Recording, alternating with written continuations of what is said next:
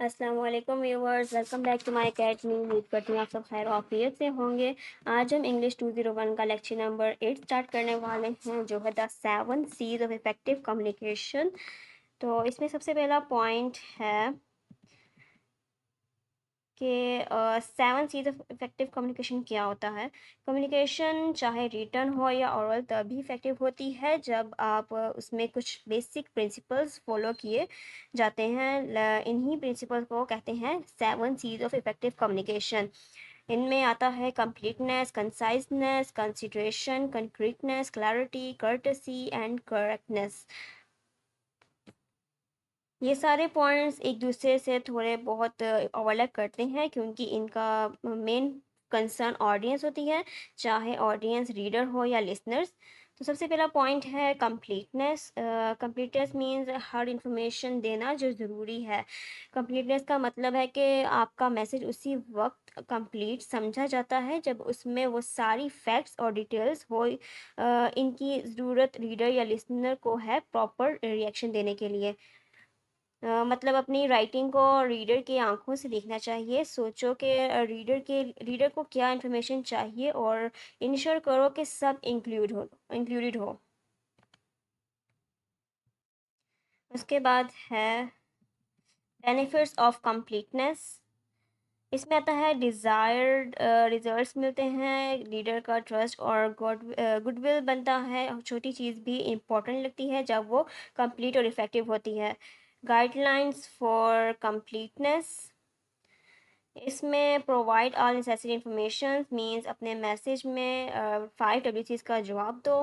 Who, what, when, where, why means क्या, क्यों, क्या, कब, कहाँ और कौन। लाइक एग्जांपल, अगर आप मर्चेंडाइज मंगवा रहे हैं तो आपको पूछना चाहिए कि क्या चाहिए, कब चाहिए, और कहाँ भेजनी है और किसको भेजना है, पेमेंट कैसे होगी, ये सारी बातें आपको पूछनी चाहिए। Answer all the questions asked. कभी कभी रीडर के क्वेश्चंस हाइडन होते हैं पैराग्राफ में, उनको ढूंढो और आंसर्स करो। अगर आप आंसर इनकम्प्लीट देते हो तो रीडर को लगता है कि आप केयरलेस हो या कुछ हाइड कर रहे हो। अगर इन्फो नहीं है तो क्लियरली बता दो। अगर नेगेटिव आंसर देना है तो टैक्ट और ऑनेस्टी दोनों यूज़ करो। फॉर एग्जांपल, एक सॉफ्टवेयर डिस्ट्रीब्यूटर ने कस्टमर के 7 क्वेश्चन में से सिर्फ 4 आंसर दिए। इस वजह से कस्टमर ने बिजनेस लॉस कर दिया। तो हमें कंप्लीट आंसर देना चाहिए। अगर किसी बात का नहीं पता तो आप उससे क्लियरली बता दो, और अगर आपने नेगेटिव आंसर देना है तो उसमें टैक्ट और ऑनेस्टी दोनों होनी चाहिए। उसके बाद है give something extra when desired. कभी कभी रीडर को एक्स्ट्रा इन्फो देनी चाहिए जो उसके लिए हेल्पफुल हो, लेकिन एक्स्ट्रा इन्फो तभी दो जब ज़रूरी हो। Extra details waste of time भी बन सकती है, इसलिए अगर ज़रूरी है तभी आप एक्स्ट्रा इन्फॉर्मेशन दें, नहीं तो फिर रहने दें। लाइक फॉर एग्जांपल, अगर कोई वेलफेयर सेंटर के स्केड्यूल पूछता है और आप सिर्फ जगह बता दो तो मैसेज इनकम्प्लीट लगता है। लेकिन अगर आप welcome note, timing, parking details और कॉन्टैक्ट नंबर्स भी दो तो वो कंप्लीट और इफ़ेक्टिव बन जाएगा। उसके बाद है क्रेडिबिलिटी। क्रेडिबिलिटी का मीन्स है कम्युनिकेटर पे ट्रस्ट होना। क्रेडिबिलिटी का मतलब है कि रीडर या लिसनर आप पर ट्रस्ट करे। अगर कम्युनिकेटर क्रेडिबल नहीं होगा तो मैसेज वीक लगता है।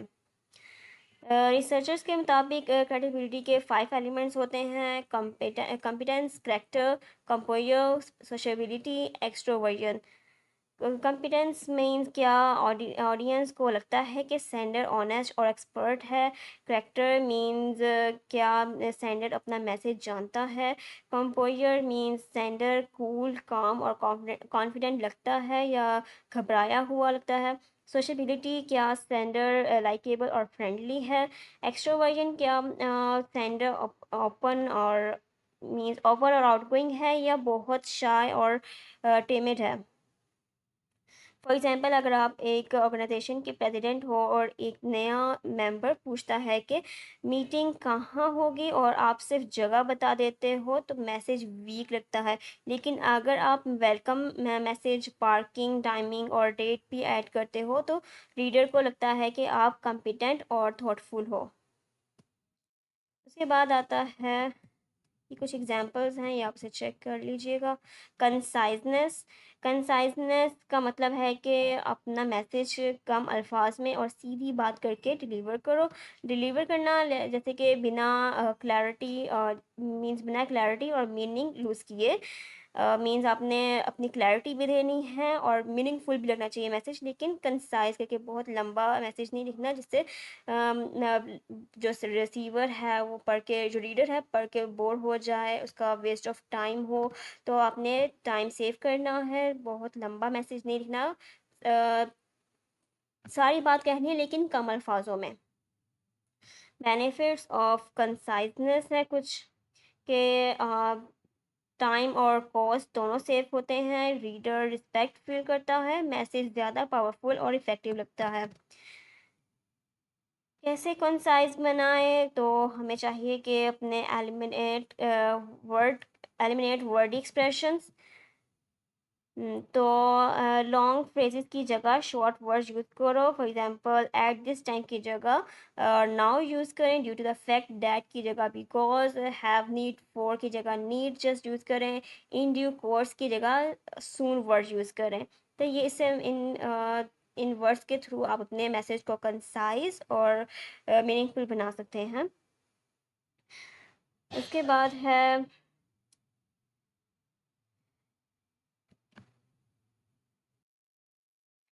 ये कुछ फ्रेजेस दिए हुए हैं, कुछ सेंटेंसेस हैं, आप इन्हें पढ़ सकते हैं। इस पे अगर मे बी आपको कोई एमसीक्यूज आ जाए। तो नेक्स्ट है limit your passive voice, include only relevant material. तो सिर्फ वो लिखो जो पर्पस के लिए ज़रूरी है, अननेसेसरी एक्सप्लेनेशंस और पोम्पस वर्ड्स अवॉइड करो। For example we hereby wish to let you know that our company is please with the confidence you have respond in us. इतनी लंबी लाइन की बजाय आप कंसाइज करके लिखो, we appreciate your confidence. Avoid unnecessary repetition, same चीज़ बार बार लिखने की ज़रूरत नहीं है। लॉन्ग नेम्स एक दफ़ा लिखने के बाद शॉर्ट फॉर्म या इनिशियल्स यूज़ करो, जैसे कि पाकिस्तान इंटरनेशनल एयरलाइंस। अगर आपने एक दफ़ा यूज़ कर लिया है ये वर्ड तो नेक्स्ट में आप जस्ट PIA वर्ड यूज़ करें। उसके बाद है सेंटेंसेस को कंबाइन कर लो जहाँ पॉसिबल हो। For example please ship us anything any sorry please ship you us anytime during October or November. Send 300 computers by parcel past not express। इतनी लंबी लाइन की जगह आप जस्ट ये लिखेंगे, please ship parcel past 300 Dell computers before the end of November। तो ये था आज का हमारा लेक्चर। हमने लेक्चर नंबर 8 में पढ़ा कि अपने इफ़ेक्टिव कम्युनिकेशन के लिए हमें 3 चीज़ें याद रखनी चाहिए, जिसमें है कंप्लीटनेस, क्रेडिबिलिटी, कंसाइजनेस। कंप्लीटनेस का मतलब है कि सारी ज़रूरी इन्फो दो, क्वेश्चंस आंसर करो और कभी कभी एक्स्ट्रा हेल्पफुल डिटेल्स भी दो। क्रेडिबिलिटी मतलब है रीडर को फील हो कि आप एक्सपर्ट, ऑनेस्ट और रिलायबल हो। कंसाइजनेस, अपना मैसेज शॉर्ट और डायरेक्ट रखो, अननेसेसरी लफ्ज़ और रिपीटिशन अवॉइड करो। उम्मीद करती हूँ आपको आज का लेक्चर समझ आया होगा। अगर कोई बात समझ नहीं आई तो आप कमेंट सेक्शन में पूछ सकते हैं। फिर मिलेंगे एक नई वीडियो के साथ, तब तक के लिए अल्लाह हाफिज़।